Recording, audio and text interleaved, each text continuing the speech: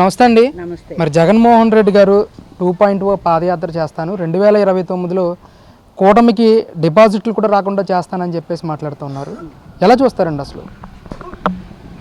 జగన్మోహన్ రెడ్డి గారు పాదయాత్ర ఒకసారి ఏదో వాళ్ళ నాన్నగారు చనిపోతే ఆ సానుభూతితో జనం దగ్గరికి వెళితే ఆయనకి అప్పుడు కూడా పాపం ప్రతిఘటనే ఎదురైంది. అనుకోకుండా చంద్రబాబు గారి హయాంలో మళ్ళీ ఆయనకి ఒక అవకాశం వచ్చింది. ఆ చంద్రబాబు గారు 5 సంవత్సరాల విడిపోయిన రాష్ట్రానికి మొదటి ముఖ్యమంత్రిగా పనిచేసినప్పుడు ఆయన పార్టీని రాజధాని ఇదిలో పడి ఈయన ఏం చేస్తున్నాడో అనేది గ్రహించలేకపోయారు చంద్రబాబు గారు. ఆ ప్రతిఘటనలో ఈయన ఏం చేశారంటే అబద్ధాలని చెప్పుకుంటూ జనాన్ని చెప్పిన అబద్ధాలని నిజంగా నిరూపించే ప్రయత్నంలో ఆయన పాదయాత్ర చేసుకుంటూ ప్రజలు తలలు నిమిరి అది చేస్తాం ఇది చేస్తాం అసలుకి నవరత్నాలు నేను పంచుతానని చెప్పి ఆ ఉద్దేశంతో ఆయన మనకి పాదయాత్ర చేయటం జరిగింది. ఏదో ప్రజలు నమ్మారు, ఏదో చేస్తారు, ఏదో నవరత్నాలు ఇస్తారంటే నిజంగానే నవరత్నాలు వస్తాయి కావున మన ఇంటికి. చంద్రబాబు ఉంటే 5 సంవత్సరాలు ఏం చేశాడులే రాజధాని అని ఆయన ఒకటి పిచ్చివాళ్ళలాగా తిరుగుతున్నాడు. ఈయనైతే మనని ఏదో సింహాసనాల మీద కూర్చోబెడతారని ప్రజలు భ్రమపడి ఆయన్ని గెలిపించారు. ఆ టైం అయిపోయింది. అయిపోయిన తర్వాత మొన్న ఎలక్షన్లో ఆయనకి రిఫ్లెక్షన్ ఏంటో ఇంకా అర్థం కాలేదేమో జగన్మోహన్ రెడ్డి గారికి. ఎందుకనంటే ఆయన చుట్టూ ఉన్న వందిమాగదులందరూ గంజాయి మొత్తులో ఉంటే ఆ మొత్తులో ఈయన కూడా పడిపోయి వాళ్ళు ఏదో చెప్తే అన్న మనకేదో జరుగుతుంది, మనకేదో జగన్ జై అంటున్నారు, అన్న నీకేముందన్న పరిపాలన అని అనుకుని భ్రమపడి పాదయాత్ర చేయాలనుకుంటున్నారు.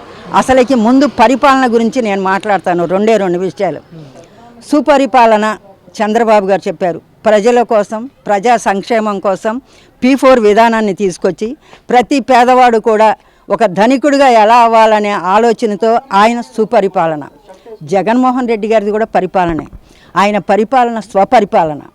ఆయన కోసం, ఆయన వందిమాగదుల కోసం, ఆయన చుట్టూ తిరిగే పేటీఎం బ్యాచ్ కోసం ఆయన చేసే పరిపాలన స్వపరిపాలన. పరిపాలన ఎంత తేడా ఉంది. 2 అర్థాలు తెలుసుకుంటే ప్రజలు ఊరికినే గ్రహిస్తారు.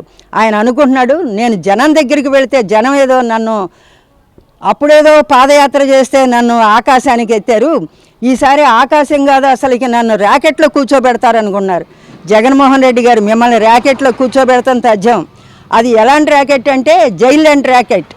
ఆ ర్యాకెట్ సిద్ధంగా ఉంది. మీ చుట్టూ ఉన్న వందిమాగదులందరినీ మీరు జైలుకి తీసుకువెళ్తే వాళ్ళందరూ ఏం చెప్పారు నీకు? నీ వాళ్ళే చెప్పారు, ఏమండి మావాడు లిక్కర్ స్కామ్లో దోచుకున్న డబ్బు అందరితో నా భార్య జగన్మోహన్ రెడ్డి గారి భార్య 500 కోట్లకి బంగారం కొన్నారండి అని నీ వాళ్ళు చెప్పారు. మేం చెప్తే నీ మీద అపవాదేసి ఉంటుందని నీ వాళ్ళని తీసుకెళ్తే డబ్బేమందయ్యా, లిక్కర్ డబ్బు అంతా ఏం చేశారయ్యా అంటే ముందుగా జగన్మోహన్ రెడ్డి గారు ఆయన భార్య బాగుపడ్డారండి. 500 కోట్లకి ముందు బంగారం బిస్కెట్లు కొనేసుకుని ఇంట్లో పెట్టుకున్నారు.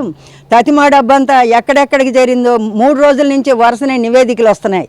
ఆ బాలాజీ అని ఆయన అన్నీ బయటపెట్టి ఏమైనా ఆయనకి బినామీ ఉండే రామ్ భూపాల్ రెడ్డి ఇక్కడే మాకు తాడేపల్లి ప్యాలెస్ పక్కనే ఆయన బినామీలో చాలా ప్యాలెస్లు కట్టారు జగన్మోహన్ రెడ్డి గారికి. ఆయనకి ద్వారా చేరి ఎంత డబ్బుని ప్రజాధనాన్ని దుర్వినియోగం చేశారో, ఎంతమంది ప్రజల్ని చంపేశారో జనం ఇంకా మర్చిపోలే. అంటే మరి ఇన్ని చెప్తున్నారు, గత 5 ఏళ్లలో ఇంత అలా జరిగిందని చెప్పేసి మీరు మాట్లాడుతూ ఉన్నారు. జగన్మోహన్ రెడ్డి గారికి ఇంకా 2029 ఎలక్షన్లో మనకు 11 సీట్లు అన్న వచ్చినాయి. వాళ్ళకి ఆ 11 సీట్లు కూడా రావు, సింగిల్ డిజిట్కే వాళ్ళు పరిమితం అవుతారు.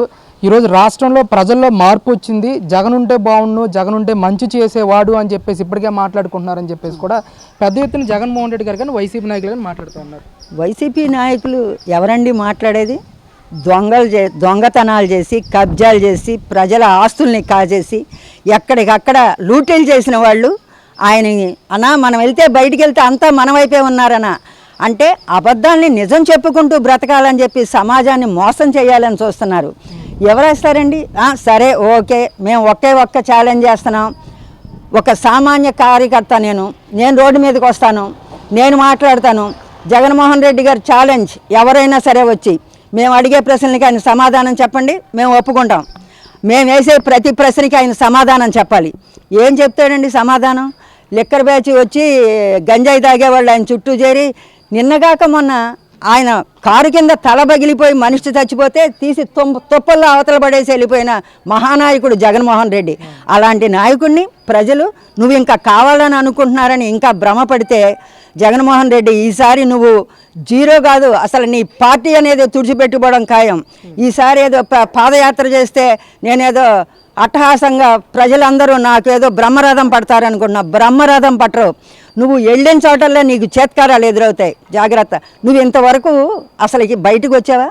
ప్రజల దగ్గరకు వచ్చావా? ఎవరిని పరామర్శకు వెళ్ళావు నువ్వు? గంజాయి బేచిని ఏదో పోలీసు వాళ్ళు కొట్టారని వాళ్ళని పరామర్శ చేయడానికి వెళ్ళావు. ఏ అసలు నీ కార్యకర్తలనైనా నువ్వు పరామర్శ చేయగలిగావా? కష్టాల్లో నష్టాల్లో ఏటిల్లో.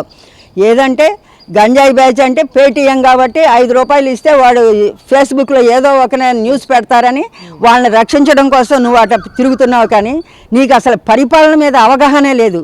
నువ్వు మళ్ళీ ప్రజల దగ్గరికి ఏమని వెళదామని, ఏం చెప్పాలని వెళ్ళాలని